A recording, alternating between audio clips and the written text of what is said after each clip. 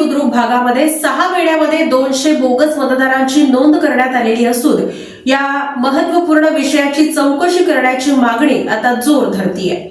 एकीकडे महाराष्ट्रात बोगस मतदारांचा बोलबाला सुरू असतानाच दुसरीकडे अक्कलकोट तालुक्यातील सांगवी बुद्रुक गावामध्ये आधार कार्ड एडिट करून बोगस मतदार नोंदणी करण्यात आली असल्याची धक्कादायक माहिती उघडकीस आली आहे।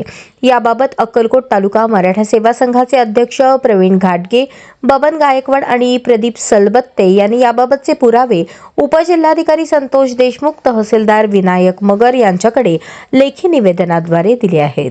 याबाबतची अधिक माहिती अशी: सांगवी बुद्रुकमध्ये गेल्या 6 महिन्यांपासून गावातील काही मुलांच्या मोबाईलवरून मतदार नोंदणीचे 6 नंबर फॉर्म भरण्यात आले होते।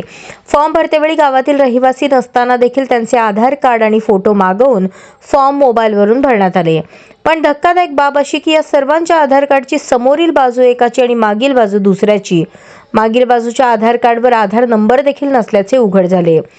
असे तब्बल 160हून अधिक बोगस मतदारांची नोंद स्थानिक 3 ते 4 मुलांच्या मोबाईलच्या माध्यमातून BLO अशोक कुमार सुतार यांनी भाग क्रमांक 152 यांच्या संगनमताने आर्थिक व्यवहार करून बोगस मतदार नोंदणी केली आहे।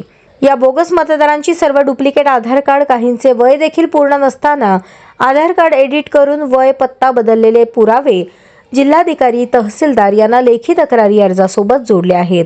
या बोगस मतदार नोंदीची तात्काळ चौकशी करून संबंधित दोषी BLO आणि ज्याच्या मोबाईलवर नोंद करण्यात आले त्यांच्यावर फसवणुकीचा गुन्हा दाखल करावा व सर्व बोगस नोंदी तात्काळ रद्द करण्याची मागणी मराठा सेवा संघाचे अध्यक्ष प्रवीण घाटगे, बबन गायकवाड, प्रदीप सलबत्ते यांनी लेखी निवेदनाद्वारे केली आहे।